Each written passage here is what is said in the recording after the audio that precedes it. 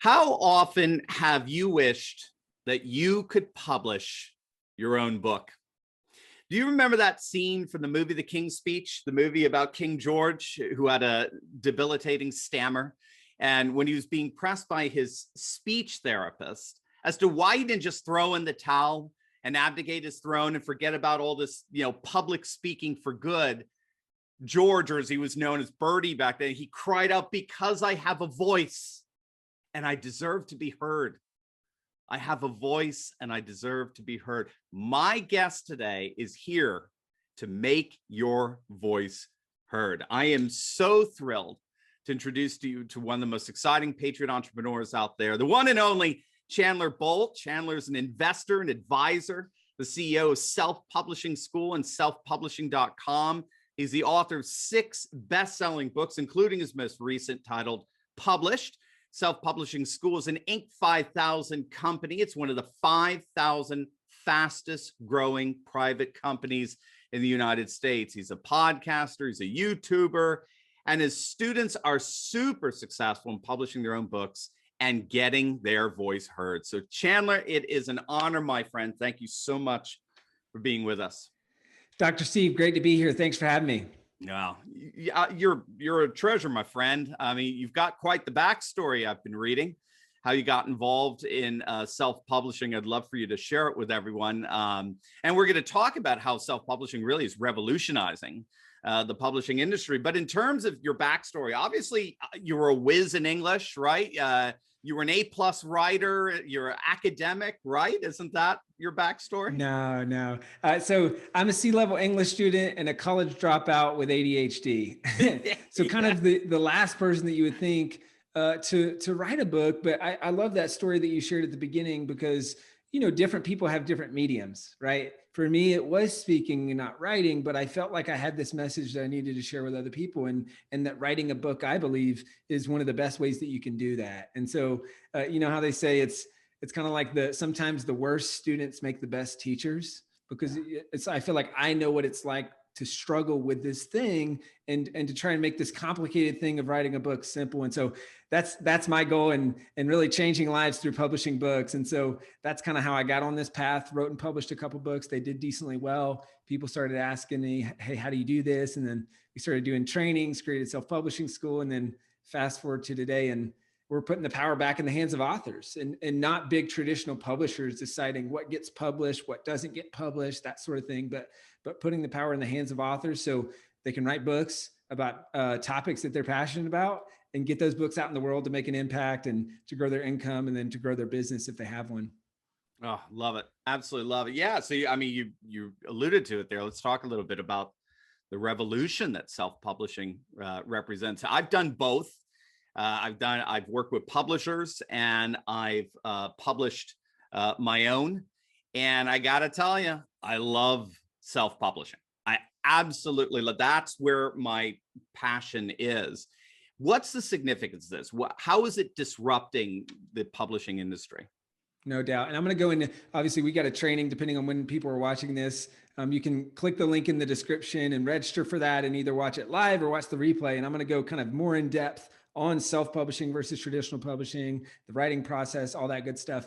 But at a glance, kind of when you compare the two, it used to be that the only way to sell books was to have a traditional publishing deal because the only way books were sold were in bookstores, right? And to get into bookstores, you had to have a traditional publishing deal.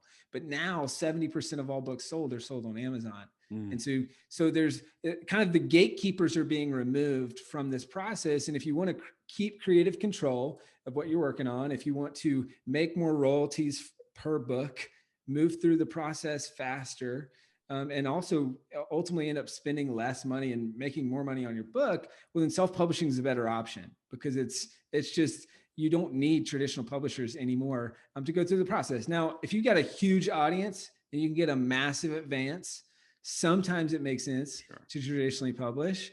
But even then, sometimes, a lot of times it doesn't, if you care about the things that I just mentioned.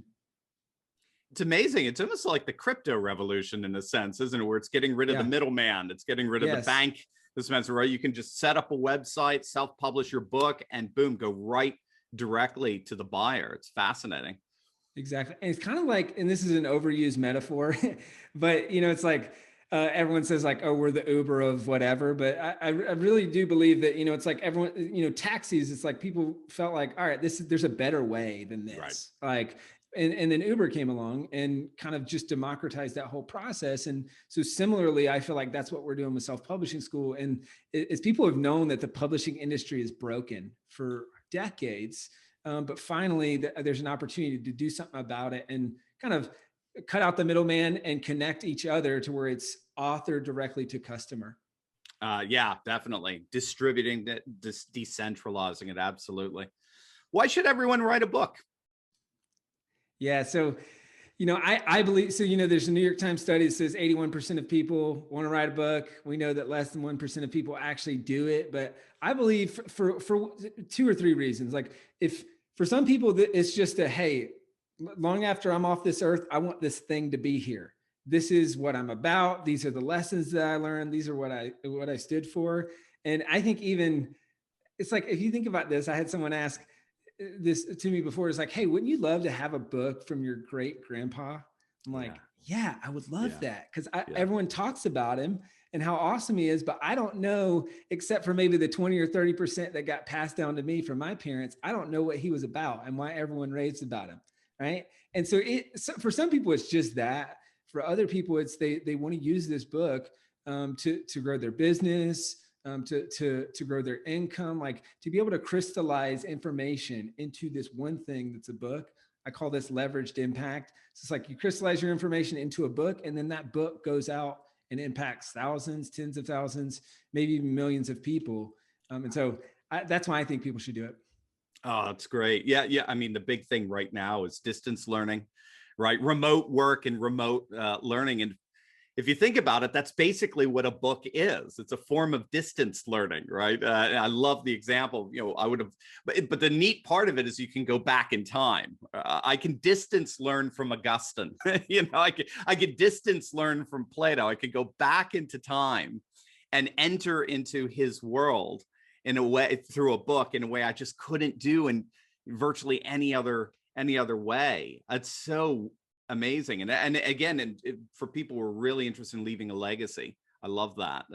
Knowing that, you can put a stamp on this world that's permanent. It literally never, especially with digital technologies today, it never has to disappear. Your thoughts, your conceptions of life, the very contribution that you have to this world leaves an indelible imprint that will never disappear. I mean, it's really a beautiful monument and testimony to a life well lived. Absolutely. And there's nothing like the feeling of getting something that you created in your hand, right? A lot of times it's like a lot of what we create is online. And it's just something different about getting the physical book in your hand, like you have on the shelf behind you. And it's like, I'm sure you felt similarly. It's like, oh man, I created this. Absolutely. And for me, it's long after I'm off this earth, this thing is still going to be here. Right. Yeah. I do. I mean, I have all my books around me, and there's nothing like it's what Chandler just said. You can't even be exaggerated. When you get your first copy sent in that mail and you open it up and your hands are like shaking and you just start flipping through the books, there's no feeling like it. The accomplishment of that kind of creativity, I mean, theologically it's in us in the sense, God creates us and he creates us to be co-creators. He speaks the world into being, and so we speak books into being. There's just something about being so human when it happens. I love how you describe that. Absolutely. And then someone asks you to sign it for the first time. And it's like all these firsts, right? It's like it's kind of a cheesy metaphor, but I always say that a book is kind of like this key that opens the door to Narnia. It's like this magical world that you didn't know existed, but that exists for published authors. And so a book opens that door to all of these opportunities, whether it's podcast interviews, growing your business. For me, that looked like growing an email list, like all of these things that I would have never imagined, but it started with the book. Absolutely. Yeah. It's a historically constant cultural token Every generation for the last, 2,200 years has valued a book in some way, shape, or form as perhaps the most significant way that we can convey knowledge. And I couldn't see anything more relevant to leveraging your business than creating a book and then being able to enjoy the buzz surrounding that, particularly the media buzz. So let's get back to the practical one. What's the most challenging step for anyone to overcome, when setting out to write a book, and why can they overcome that challenge? Yeah. So I think for a lot of people, the most challenging step is committing to start. And then immediately following that, the most challenging step is getting your rough draft done. So obviously we're doing this training on Tuesday, and you can, depending on when you're watching this video, you can register and click the link in the description and watch this later. But I'm going to be walking through a process. It's the process of actually mind mapping and starting your book, because that's the toughest part, is getting ideas out of your head and onto paper. And anyone who's ever tried to do it, you've probably opened up a blank Word doc and wanted to just beat your head into the keyboard because you're just hoping that words strike. And so my goal is that's not the starting point, but we actually get some momentum before that. So yeah, so it's a free training. All you have to do is click the link in the description, but I'm going to be walking through a little bit of a process. And then that's how you get ideas flowing, then turn it into an outline, and then get the rough draft written. And then I'm sure you've seen this, Dr. Steve, but that's when it becomes real. Probably for each one of your books is like when you finally get that first draft finished, it goes from I'm thinking about this to I'm actually doing this, and this might happen. Now, obviously with you doing multiple books, like that gets easier and you know that you're going to do it when you commit to it. But the first one, there's something about it that you just start to see the light at the end of the tunnel once you get the rough draft done. So it's really difficult. I'm not going to lie, but hopefully this process will make it a little bit simpler. You're reminding me too of what was the Chevy Chase movie where it's probably from the 80s or so, and he rents a house with his family out in the country so he could write his great American novel. And it's building up to the scene where he goes up, I think, to the attic or whatever, to his desk, looking out the window, and the music is going, and he's got his coffee in hand and the typewriter, back in the day, right in front of him. And he sits down and he's all ready to write the great American novel. And he sits down and he types out THE, and he stops. So he couldn't get past the definite article, and he just kind of puts his head down and starts to think, and all of a sudden starts to nap. He starts to snore. And that mind mapping is really key, isn't it? To just you got to get through the pain of first just starting to just bring all those thoughts out. What I found the harder part for me is not so much to splash out the ideas, it's mapping them, it's organizing them, and the like. No doubt. And so it starts with kind of greasing the wheels on that train, right? So it's like, that's when it's, okay, let's get all the ideas on this topic out of your head and onto the page. And then exactly what you said, then we're starting to organize those ideas into a cohesive thought. Yeah. And that way you're not just writing one word and then giving up. And I think it's important that you say that, and that you touched on that, because I think so many people, that is the picture that they have in mind of writing a book, is there's going to be this magical day where I have no job, no business, no kids, no responsibility. I've got a writer's cabin, and then I'm going to lock myself in a cabin for a month and write the book. Right. And that's just, it doesn't happen. So we have to fit it in the margins of two things, like Zig Ziglar says, it's like, if you wait for all the lights to turn green before leaving home, you'll never get started on your journey. So it's like, you're going to have to get started before you think that you're ready. And then you're going to have to fit it in and make the time. You're not going to find the time. You're going to have to make the time. Right. And it's not going to just be this mystical, marching up to the attic monastic experience. Kind of, right. Right. Well, you and I were talking before the interview about that, how we similarly schedule out our day. In the morning, we tend to be creators. In the afternoon, we tend to be managers. And that's a nice pattern that people could try to. But I used to. I'm with you. I mean, I used to when I was doing my doctoral research. Man, I was getting up at 4 a.m. before the kids, before the wife, before, school responsibilities. I had about a 2-hour chunk there if I got up at 4 a.m. to do work. So it's a big commitment. That's obviously on the extreme side of it, but you can find it. And if you really want to do this, there's nothing stopping you except yourself, as it were. And speaking of, I've got word that you have an interesting stat there that in terms of the success of this program. Is it the case that you have at least one student publishing a book every single day? Yeah, pretty much. We're between 60 to 100 books published a month. Wow. So one a day, sometimes two a day. Actually, I guess oftentimes two a day. So we've got a lot of students going through the process to publish their books. Yeah, I can recommend a program more highly than yours, Jen. Well, obviously, people are chomping at the bit to get access to you and finally realize this dream of publishing a book, which is really one of the most exciting highlights of a person's life. There's just nothing like it. I couldn't recommend a task for anyone more than this.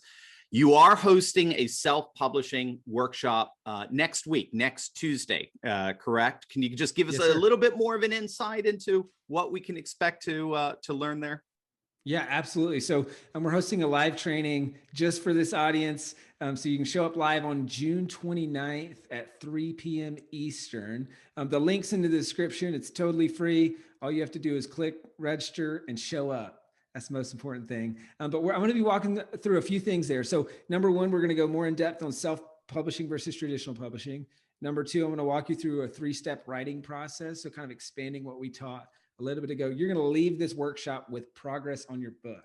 Wow. All right. And then number three, we're going to talk about 3 steps to successfully marketing the book so that you can maximize your royalties, or if you have a business, using the book to grow your business. So that's the purpose of the training, is just to help you make progress and start putting together a plan to get this book done. So like I said, the training's free. If you're watching this video and you're like, oh man, that date's already passed, totally fine. Same link will work, and you'll be able to register and get a replay of the training. You can watch that through. So you can find the link and register, and I hope to see you there.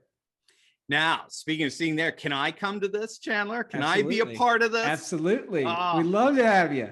Man, I would love it. I would absolutely, because I got another book in the works going on, but you've got a magic touch there, man. I want to participate in that magic touch. Absolutely. So I'm going to be there too, gang. I'm going to be there on June 29th, 3 p.m. Eastern time with Chandler. It's going to be absolutely awesome. And this is a blank page to publish author, right? In 90 days. Mm-hmm. Is that the idea? Yeah. And so that's the process. And so it's, if you choose to do it in 90 days, you can absolutely do it. We had one student write and publish 2 books in 89 days, which is, I think it's still the record. And so you can do it in 90 days. You can do it in a year, whatever the timing that makes sense for you, but we're going to show you how to get it done quickly, but with quality, and write a book that actually makes an impact, grows your income, grows your business, that sort of thing. So I'm looking forward to it. Awesome. Gang, click that link right now. Don't even wait. Click it. I'm going to be there. I'm going to click it. That's for sure. I got a behind the scenes click that I can do here. And I'm going to be with you with Chandler on June 29th, 3 p.m. Eastern time. Chandler Bolt, 6-time best-selling author and founder of Self-Publishing School. You're a treasure, my friend. Thank you so much for being with us. Dr. Steve, looking forward to it.